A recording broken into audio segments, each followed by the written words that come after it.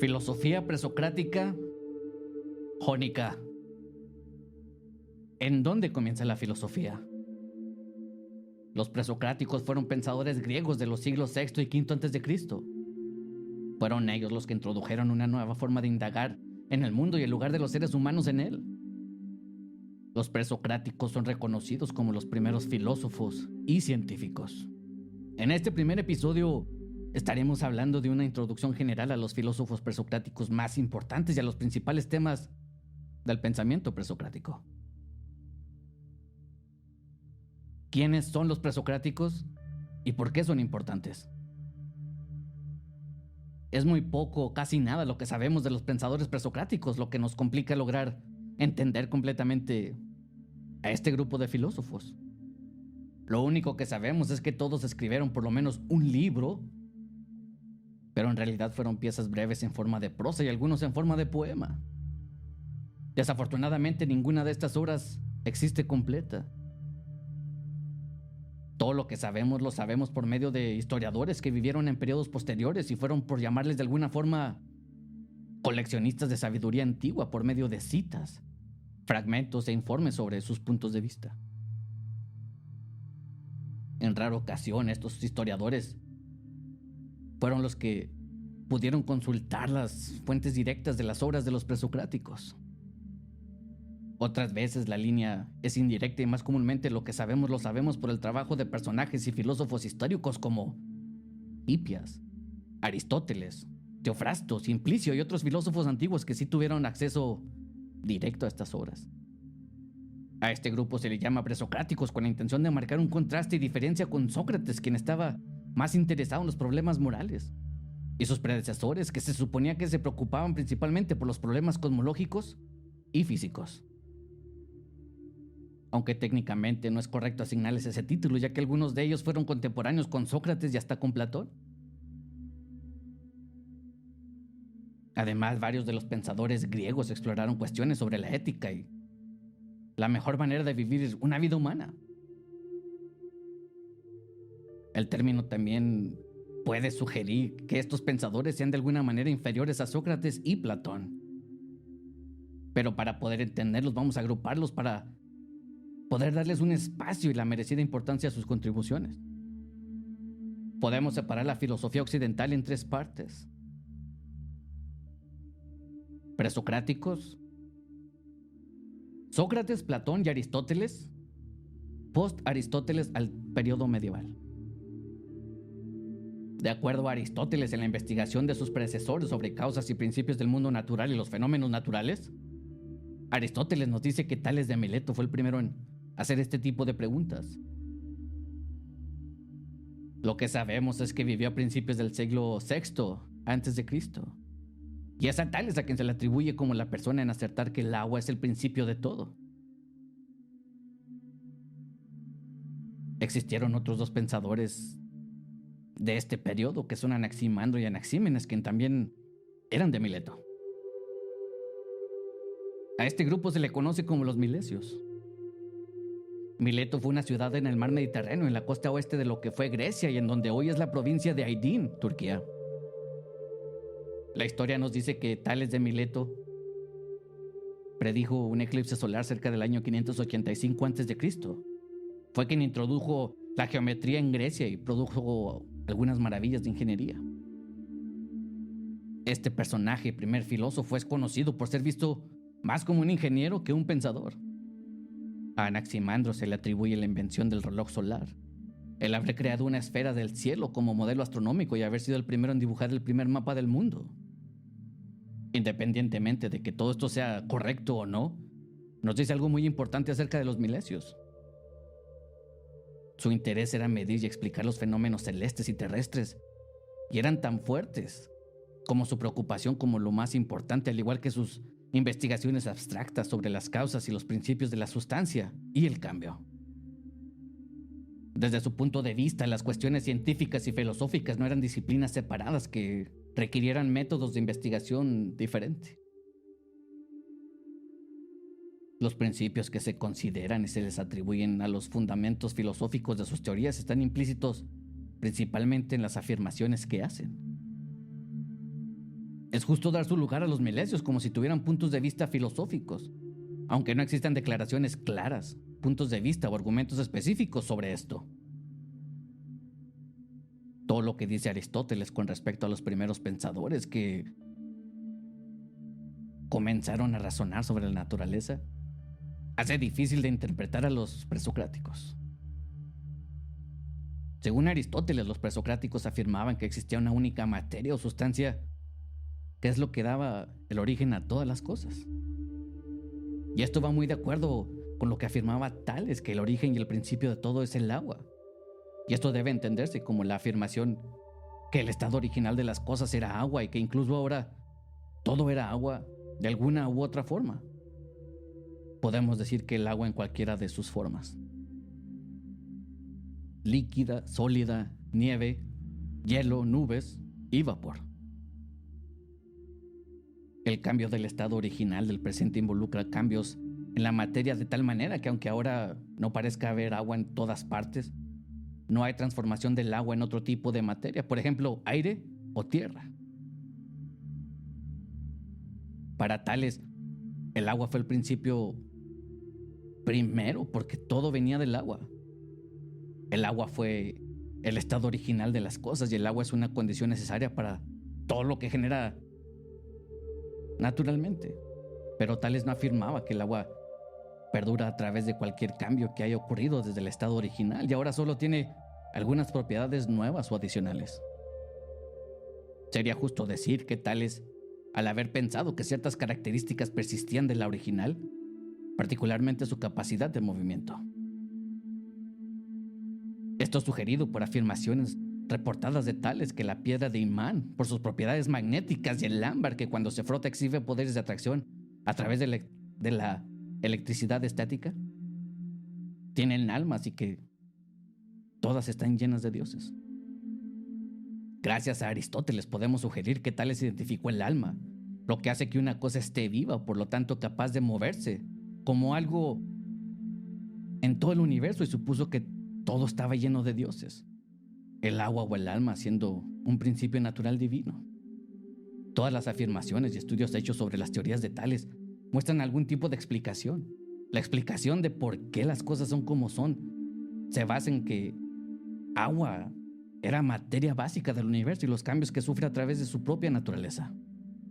Es aquí donde Tales marca un cambio radical como con respecto a todos los demás tipos anteriores de los relatos en el mundo. Tales veía la naturaleza como un sistema completo y autoordenado, y no veía ninguna razón para solicitar la intervención divina desde fuera del mundo natural para complementar su relato. El agua en sí misma puede ser divina, pero no es algo que intervenga en el mundo natural desde el exterior. Si bien la evidencia del relato naturalista de Tales es circunstancial, esta actitud se puede verificar directamente con Anaximandro. En un fragmento que con gran seguridad se le puede atribuir a Anaximandro, enfatiza la naturaleza ordenada del mundo e indica que el orden es interno y no impuesto desde el exterior. Sobre esto, Simplicio comentó: Anaximandro, sucesor y estudiante de Tales, dijo que lo indefinido es a la vez principio y elemento de las cosas que son, y fue el primero en introducir este nombre del principio.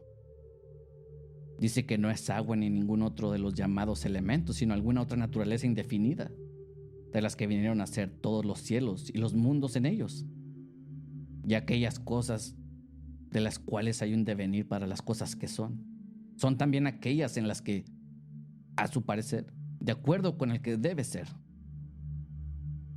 Es así como entendemos que, según Anaximandro, hay una materia indefinida original, de la cual viene a ser todos los cielos y los mundos en ellos.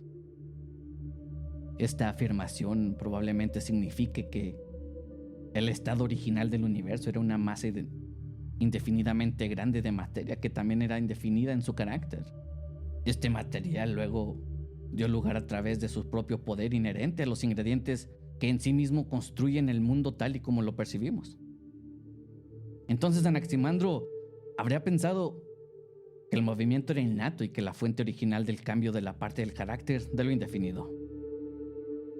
Simplicio nos muestra que Anaximandro no cree que en la materia eterna e indefinida del lugar directamente al cosmos, tal como lo conocemos. Más bien, basándose en un modelo semiológico, Anaximandro afirma que lo infinito genera los supuestos, por ejemplo, frío y calor. Son las acciones de estas materias las que producen las cosas que llegan a ser en nuestro mundo. Estos supuestos actúan, dominan y se contienen a sí mismos, produciendo una estructura regulada. Así las cosas pasan aquellas cosas de las que vinieron a ser. Esto es a lo que Anaximandro se refiere con justicia y reparación. Los patrones que vemos en Tales y Anaximandro cuando hablan de una materia original que da lugar a los fenómenos del cosmos continúan las opiniones del tercero de los milesios, Anaxímenes. Anaxímenes reemplaza el infinito de Anaximandro con el aire. De alguna manera regresa a una materia original que va más de acuerdo a la materia original, más parecida al agua de Tales. Simplicio especula que Anaxímenes eligió el aire porque estuvo de acuerdo que un principio básico debe ser neutral, pero tan carente de propiedades que parezca no ser nada en absoluto. Aparentemente el aire puede adquirir varias propiedades de color, temperatura, humedad, movimiento, sabor y olor. Lo que vemos es que Anaxímenes establece explícitamente el mecanismo natural del cambio. Es la condensación y la rarefacción del aire, lo que naturalmente determina los seres particulares de las cosas producidas a partir de la materia original. Esto quiere decir que el aire se convierte en fuego.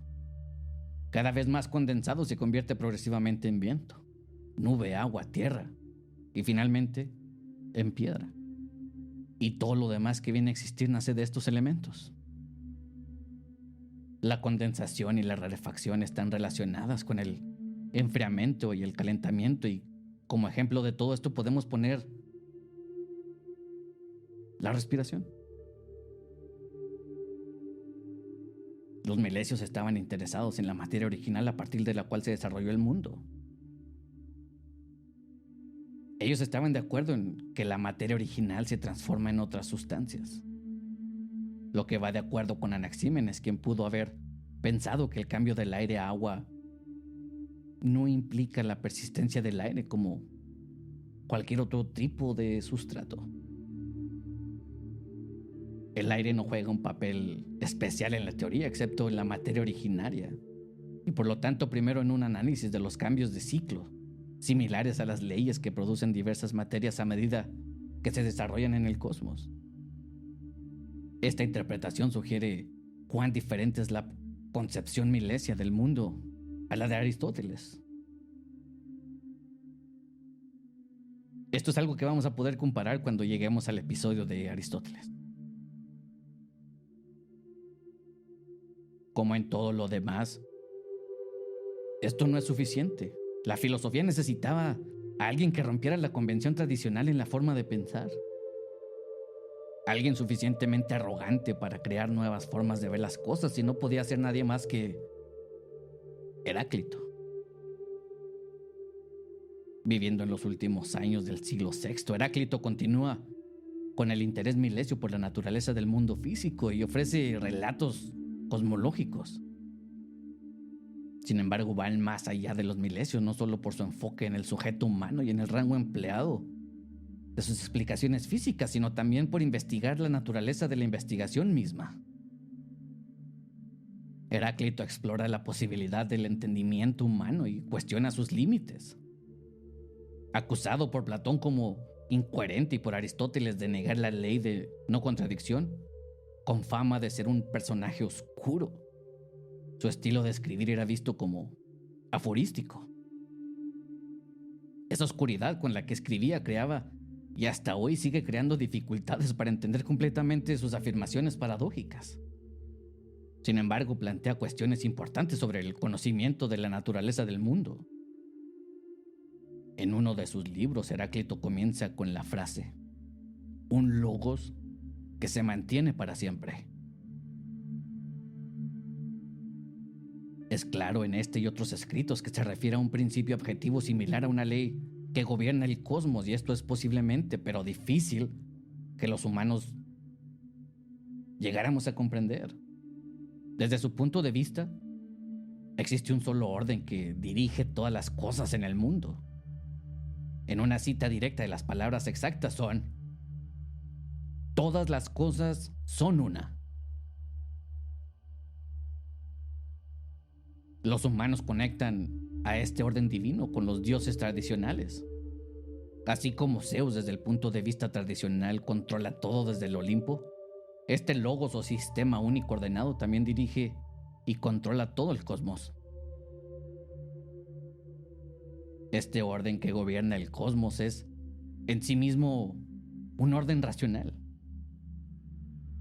En sus palabras nos dice: los que quieran hablar con entendimiento deben arraigarse firmemente en lo que es común a todos, tal como lo hace una ciudad en su ley.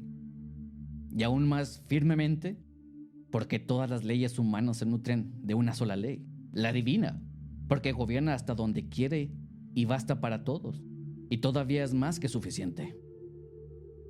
Heráclito no solo afirma que la ley descriptiva humana debe armonizar con la ley divina, sino que también afirma que la ley divina abarca tanto las leyes universales del cosmos mismos como las leyes particulares de los humanos. El cosmos mismo es divino porque es un sistema inteligente y eterno que se ordena y autorregula de manera inteligente. Heráclito consideraba el cosmos como un sistema ordenado, como un lenguaje que puede ser leído o escuchado y entendido por aquellos que están en sintonía con él. Este lenguaje no era la evidencia física de que nos rodea, ni la pura acumulación de la información se podía transferir o traducir a sabiduría. Pero tampoco descarta que la evidencia de que los sentidos también eran importantes. Y de igual importancia era necesario una investigación cuidadosa y reflexiva. Aunque la evidencia puede llegar a ser confusa, apunta a las regularidades más profundas que constituyen el cosmos. Al igual que los propios comentarios de Heráclito pueden parecer oscuros, pero de cierta forma apuntan a la verdad.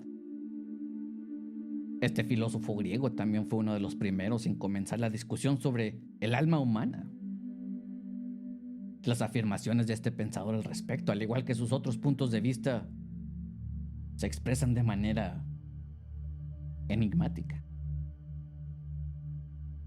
Sin embargo, parece bastante claro que trata el alma como el asentimiento de la emoción, el movimiento y el intelecto. Para Heráclito todo el mundo estaba dormido o no ponía atención. Vivían de una manera en automático.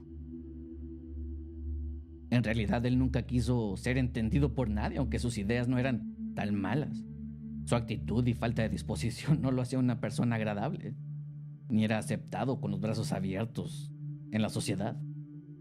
Se puede decir que no tenía amigos. Para Heráclito todo era cambio. Desde su punto de vista, el día y la noche no eran nada más que dos lados opuestos de la misma moneda. Sostenía que todo estaba en un constante estado de fluidez y por eso todo sigue cambiando. Y es aquí en donde tenemos la mejor idea de una de sus frases más famosas que dice: nunca pisamos el mismo río dos veces.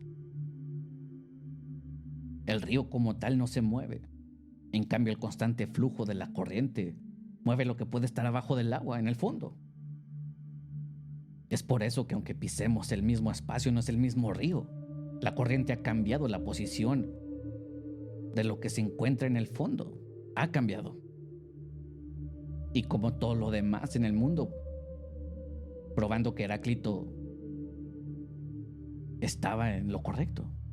Nuevas generaciones llegan y traen sus propias ideas.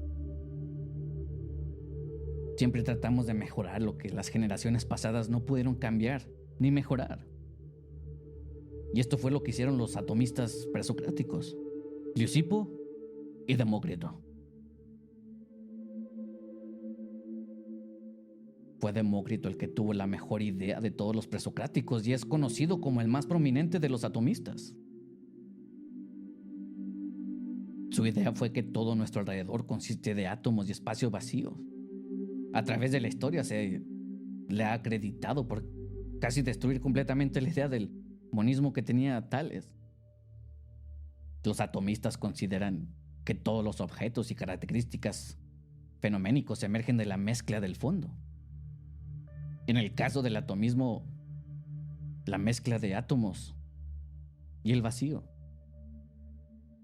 Este es el mejor ejemplo de los puntos de vista filosóficos de los cuales desechamos y después viene a resurgir en una forma probada por la ciencia actual, independientemente del periodo.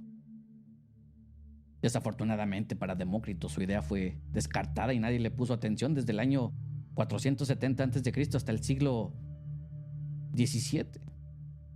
En otras palabras, sus ideas fueron ignoradas hasta la revolución científica de Galileo.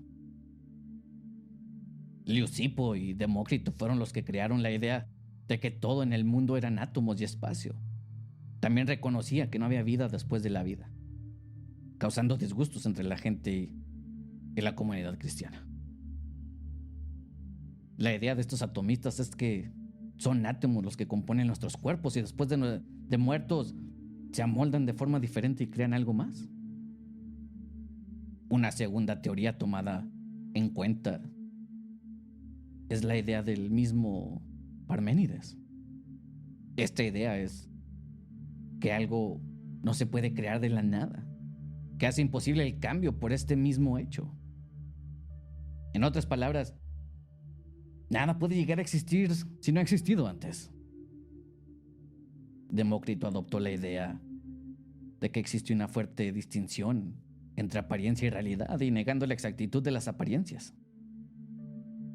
Demócrito era visto como una especie de escéptico, aunque la evidencia no es lo suficientemente sólida para aceptar esta teoría. Siendo fiel a su idea y su teoría del atomismo, Demócrito decía que en verdad no sabemos nada porque la verdad está en las profundidades. Para Demócrito y Leucipo, la sustancia de la cual están hechas los átomos no cambia, solamente su configuración y forma. Una vez más sostenía que algunos átomos se van y otros llegan. No existe mucha diferencia entre las teorías de los atomistas jónicos y los atomistas italianos o los heliáticos. De lo único que podemos decir que diferencia es que Parménides pensaba que todo era una sola cosa, que todo el universo era una misma sustancia, mientras que Leucipo y Demócrito pensaban de una forma más abstracta y simplemente todo era un átomo. Lo que las dos teorías sostienen en común es que todo es eterno, nada cambia. No era nada compuesto, todo era una sola pieza y no había espacio libre dentro de un átomo. En el próximo episodio vamos a poner más enfoque en la teoría de Parménides. Los atomistas también fueron influenciados por los pitagóricos, quienes teorizaban que el universo está compuesto de diferentes combinaciones de materias que se convertían en una materia más pura. Los pitagóricos también son parte de la escuela filosófica italiana o escuela heliática. Aunque la idea de los átomos son acreditadas a Demócrito, debemos tomar en cuenta que estas ideas pudieron haber venido de su maestro Leucipo. Al igual que todas las demás teorías, esta idea era aplicada para todo tipo de pensamiento. Llegaban a pensar que todo era hecho de diferentes tipos de átomos, con diferentes características que se acomodaban a cada cosa individualmente. Demócrito, desde su forma racional, llegaba a lo que él veía como conocimiento y describía esta idea como por convención dulce, por convención amargo, por convención caliente, por convención frío, por convención color, pero en realidad átomos y espacio. Demócrito se dio a conocer o a referirse a la razón como verdadero conocimiento y como conocimiento bastardo a todo aquello aprendido a través de los sentimientos. Él pensaba que los sentimientos son engañosos y débiles. Llegó a la conclusión de esta idea pensando que si todo se vuelve lo suficientemente pequeño para los ojos, no significa que deja de existir. Es así como explicó su teoría, llegando a la conclusión que la razón es mejor que los sentidos. Los primeros atomistas tomaron las mejores ideas e hicieron los ajustes requeridos para que todo se tratara de átomos. En esencia es todo lo que hacen los filósofos. Voltean alrededor y usan la razón para tratar de explicar todo lo que ven y así lograr un mejor entendimiento del mundo y cómo mejorar. Esta idea del atomismo sería adoptada por muchos filósofos y científicos a través de los siglos. Personajes como Galileo, Robert Boyle, John Locke y muchos otros más. Ahora, seamos honestos.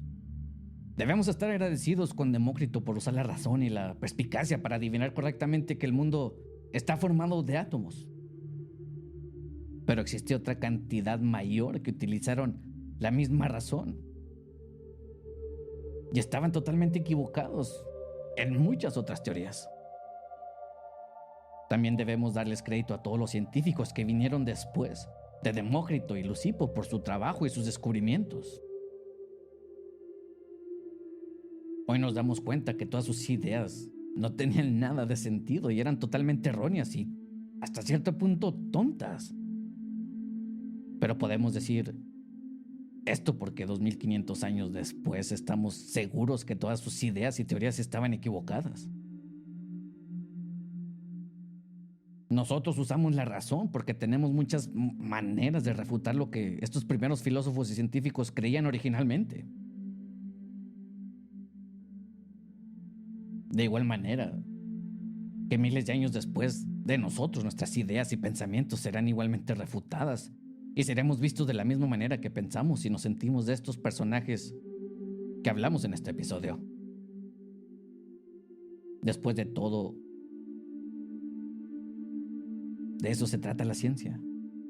Experimentar y avanzar hasta que seamos refutados. Y aún con las más avanzadas tecnologías que jamás han existido y tenemos disponibles en estos tiempos, no hemos llegado al final del aprendizaje y descubrimiento sobre nuestro mundo. Ahora volteemos alrededor y preguntémonos lo siguiente. ¿Tú en qué piensas? ¿Qué es algo que tú crees y sientes que estás totalmente en lo correcto? ¿Qué si esa creencia termina siendo errónea en algún punto de tu vida? Gracias por tu tiempo y atención. Hasta el próximo episodio.